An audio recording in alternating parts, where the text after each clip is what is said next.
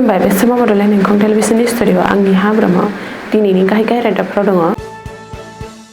काछाराव 28 कोटिनि drugs आरो 3 हमदों। गरायमारियाव 4 जुवारिजों लोगोसे रां आरो बाइक हमदों। देरगावआव लामा जाब्रबथायाव सासे सुबुंनि जिउ खहा आरो 2 जोखोम। मार्घेरिटायाव ड्राग्स अपारेशनाव 6 लाख रां हमदों। बेतकुसियाव दावदै लानाय गारिया सौग्रावदों। टियकआव दैमायाव बाज्रुमनाय आइजोनि गोथै सह'खौ बोखांबाय। दानिया फैदो आबुं रादाबाव।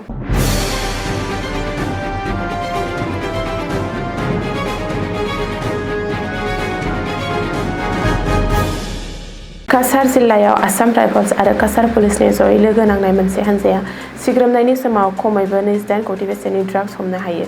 बे सिग्रोमनाय खामानिया लखिमपुरनि माटिनगराव जादोंमोन। सिग्रोमनायनि गेजेरजों रैखाथि हानजाया मणिपुरनि खाथिनिफ्राय हादोरसायाव सिखावै लाबोजानाय मोनसे गिदिर शिपमेन्टखौ होबथानायाव जाफुंसारदों। बे जाथायाव गासै 3 दायनिगिरिखौबो हमनो हादोंमोन। बिसोरखौ काछार जिल्लानि कासुदारानि थागिरि मायाजुल हक, स्टेलमन आरो नुर हुसेन होनना सिनायथिदों। सिग्रोमनाय समाव बिसोरनिफ्राय पुलिसआ 1.10 लाख याबा टेब्लेटफोर आरो गासै 223 ग्राम हिर'इन मोननो हायो। बे समाव दायनिगिरिफोरखौ साजा होनायजों लोगोसे बिसोरनि गिदिर ड्राग्स फालांगिरिनि नेटवर्कखौ नायबिजिरगासिनो दं। दासान्दि बिबानगिरिफोरा सिखाव फालांगिनि आन्दोआव थानाय गिदिर नेटवर्कखौ संदाननो आरो गोबां फोनांजाब नागिरनो थाखाय गोथौवै नायबिजिरनो हमदों आरो ओनसोलाव फेग्रा मुवा फालांगि खालामग्रा हानजाफोरखौ दबथायनो नाजानायखौ गोख्रों खालामनाय जादों होननानै खुंथायआ फोरमायदों। खोला कामरुपनि गरायमारि ओनसोलाव आसाम पुलिसआ सिग्रोमना जुवा गेलेनायनि दायाव 4 सुबुंखौ हमो। खौरां मोननायनि उनाव गरायमारि पुलिसआ सिग्रोमनायनि उनाव बिहापादायाव बिसोरखौ हमनो हादों। बे अपारेशनखौ पुलिस मावख'गिरि आब्दुल ममिनआ दैदेनदोंमोन। बे जाथायाव हमजानाय सुबुंफोरा जाबाय बिहापादा सरकलानि राफिकुल हक, सिंगिमारि हाबिनि काद्दुस आली, कलहिकासनि जाहिदुल इस्लाम आरो सावतारानि आब्दुल मालेक। सिग्रोमनाय समाव पुलिसआ 1580 रां नोगोद रांजों लोगोसे जुवा गेलेनायाव बाहायजानाय टाच आरो गुबुन गुबुन मुवाफोर बोखांनो हायो। बेनि अनगायैबो जाथायथिलिनिफ्राय गं 7 बाइकखौबो जब्द खालामदोंमोन। जब्द खालामनाय गारिफोरा जाबाय AS01FV 9459, AS25F1569, AS01X 2924, AS25AB 2036, AS25G 5520, AS01GG 6237 आरो AS01EJ 9321 मोन। बे समाव 4 दायनिगिरिफोरखौ पुलिसआ हमना लांना सोंथि खालामगासिनो दं। गलाघाट जिल्लायाव थानाय देरगाव सितल पथार ओनसोलाव गिख्रंथाव लामा जाब्रबथायजों सासे 65 बोसोर बैसोनि सुबुङा जिउ गोमायो। खौरां मोननाय बायदिब्ला जरहाट फारसे दावबायलांनाय AS21N9447 नम्बरनि मारुति ब्रिजाया कन्ट्रल गोमाना थाबायनाय सुबुंखौ उनथिंजायनिफ्राय सौख्रांफैनायनि उनाव मोखाङाव थानाय गुबुन गंसे ट्राकजों आरोबाव सौग्रावहैयो। बे जाथायाव गोब्राबै जोखोम जानाय सुबुंखौ जरहाट मेडिकेल कलेज आरो हस्पिटालाव लांनाय जादोंमोनब्लाबो डक्टरा उनाव थैबाय होननानै फोसावो। जिउ गोमानाय सुबुंखौ पलास कर्मी होननानै सिनायथिदों। बेराफारसे जाब्रबथायजों गारि सालायग्रा आरो सासे दावबायारिया गोब्राबै जोखोम जायो।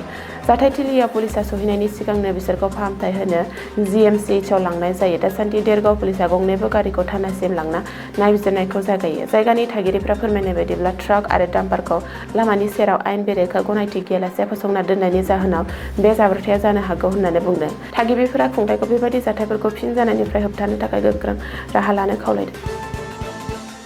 आसाम पुलिसआ तिनसुकिया जिल्लानि मार्घेरिटायाव ड्राग्सनि बेरेखा अपारेशन खालामनाय समाव 6 लाखनि बांसिन नोगोद रां बोखांनो हादों। स्रोद सुलुंनिफ्राय खौरां मोननायनि उनाव पुलिसआ हरनि समाव पियुष दे मुंनि सासे सुबुंनि न'आव सिग्रोमदोंमोन। बे अपारेशनखौ DSP फैज आहमेदआ लेखापानि पुलिसनि हेफाजाबै दैदेनदोंमोन। सिग्रोमनाय समाव जेबो ड्राग्स मोननाय जायाखैमोनब्लाबो न'निफ्राय नोगोद 6,16,090 रां बोखांनो हायो आरो पियुष टेकाखौ खायो। पुलिसआ बेफोर रांखौ ड्राग्स फालांगि खालामनायाव बाहायनो हागौ होननानै सन्देह खालामदों। जागुना नाका चेकिं खालामनाय समाव बे सिग्रोमनाय खामानिखौ पुलिसआ मावदोंमोन। खुंथायआ फोरमायनाय बायदिब्ला हमजानाय सुबुङा गोबाव समनिफ्राय मार्घेरिटानि गुबुन गुबुन जायगाफोराव ड्राग्स फालांगिजों लोब्बा दंमोन आरो बियो पुलिसनि आखाइनिफ्राय बारग'नो नाजाबोगासिनो दंमोन।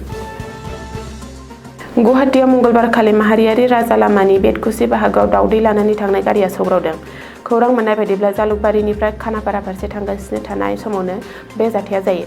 जाब्रबथायनि गुबै जाहोनखौ दासिमबो मिथिनाय जायाखै। लोब्बा थानाय गारिखौ रेजिस्ट्रेशन नम्बर AS01RC 4245 होननानै मिथिनो मोन्दों। सौग्रावनायनि जाहोनाव गारियाव दैखोनाय गोबां कार्टन दावदैफोरा गाज्रि जाना गोबां खहा जायो। खाफाल मोजांदि बे जाथायाव दासिमबो रावबो सुबुं जोखोम जानायनि खौरां मोननाय जायाखै। दासान्दि खुंथायआ जाथायनि फारसे नायबिजिरनायनि गेजेरजों बांसिन फोरमायथिखौ मिजिंथिदों।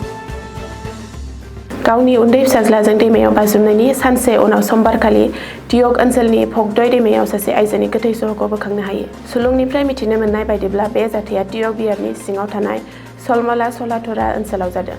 रबिबारखालि आइजोआ गावनि 1 बोसोर बैसोनि फिसाज्लाजों लोगोसे दैमायाव बाज्रुमदोंमोन। बिनि नखरनि सुबुंफ्रा गोथै सहखौ कृष्णा बरा होननानै सिनायथि होदों। लोगोसे बिनि गथ' अंशुमान बरानि गोथै सहखौ दासिमबो मोननाय जायाखै।